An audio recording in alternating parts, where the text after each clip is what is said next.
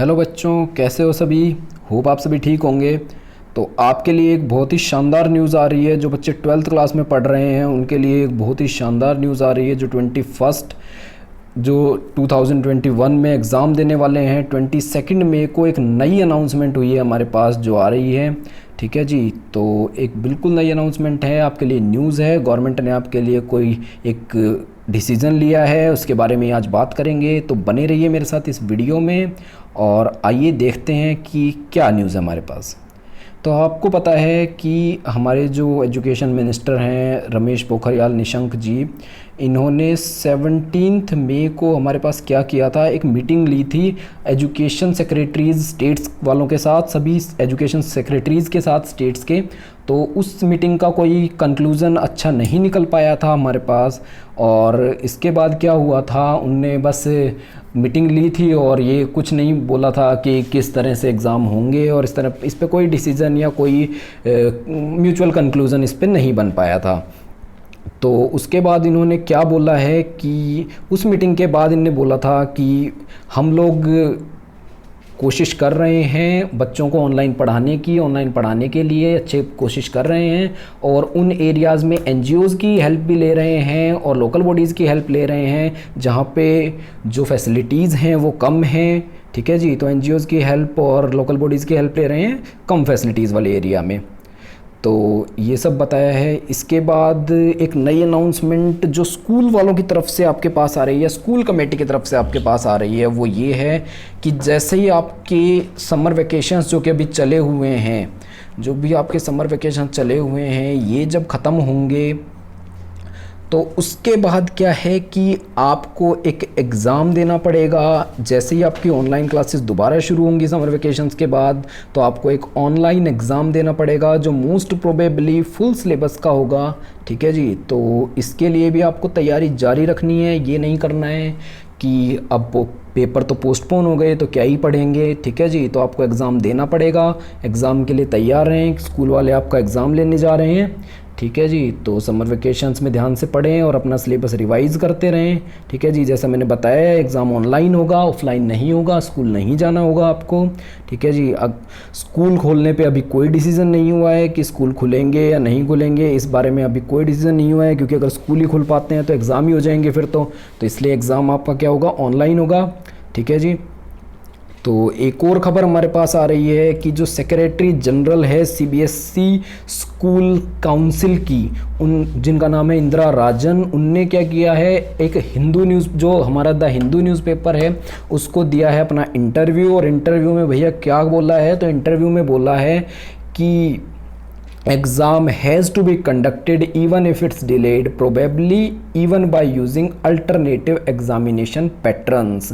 यानी कि एग्ज़ाम तो पक्का होने चाहिए, चाहे थोड़ा सा देर से हो जाओ बट एग्ज़ाम होने ही होने चाहिए। और इसके अलावा क्या कि अगर ऑफलाइन की पॉसिबिलिटी नहीं है तो ऑनलाइन कराने का प्रयास कीजिए, ऑनलाइन करवा लीजिए या कोई और इनका सॉल्यूशन ढूंढिए, बट एग्ज़ाम तो होना बहुत ज़रूरी है। ये बात कह रही हैं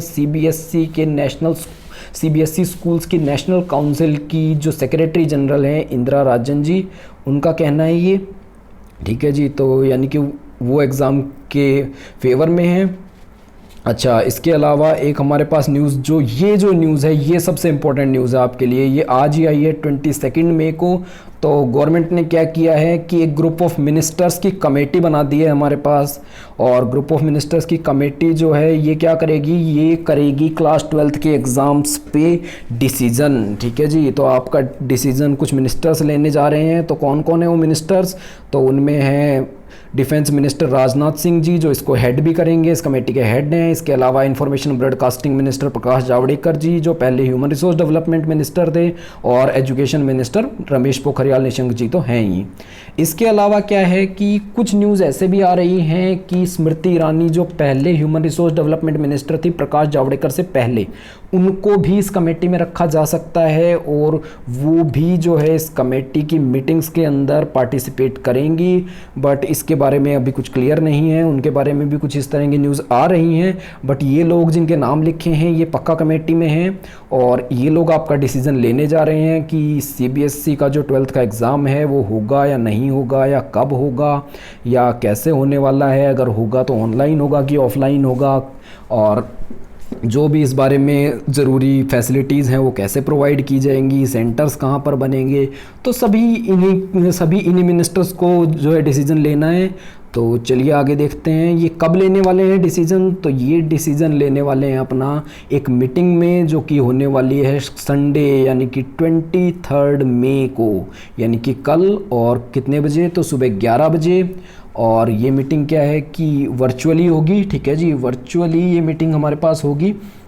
एंड सभी मिनिस्टर्स अपनी अपनी क्या है डिसीजंस रखेंगे या अपने अपने थॉट्स रखेंगे। इसके अलावा ट्विटर पे भी रमेश पोखरियाल जी ने पूछा है सभी स्टूडेंट्स और पेरेंट्स से कि आपके क्या व्यूज़ हैं, तो उनको भी ज़रूर सुना जाएगा या उन व्यूज़ को भी कंसिडर किया जाएगा। और उसके बाद जो है डिसीज़न कमेटी लेगी कि किस तरह से एग्ज़ाम्स करवाने हैं और कैसे करवाने हैं, ठीक है जी। तो इस बारे में चलिए एक बात और जो इम्पोर्टेंट है वो और देख लेते हैं कि भले ही ये कमेटी कल मीटिंग लेने वाली है 11 बजे यानी कि 23 मई को, बट इसका जो डिसीजन है वो आपको कल नहीं मिलेगा। यानी कि कल कोई भी प्रेस रिलीज़ इस कमेटी की मीटिंग के बारे में कोई प्रेस रिलीज़ नहीं दी जाएगी, आपको कुछ नहीं बताया जाएगा। आपको जो डिसीजन दिया जाएगा वो दिया जाएगा 29 या 30 मई को, और तभी तक आपको पता लगेगा कि 29 मई या 30 मई को आपको पता लगेगा कि कमेटी ने क्या डिसीजन लिया है, क्या बातें हुई हैं, पेरेंट्स के एंड स्टूडेंट्स के व्यूज़ को रखा गया है या नहीं रखा गया है,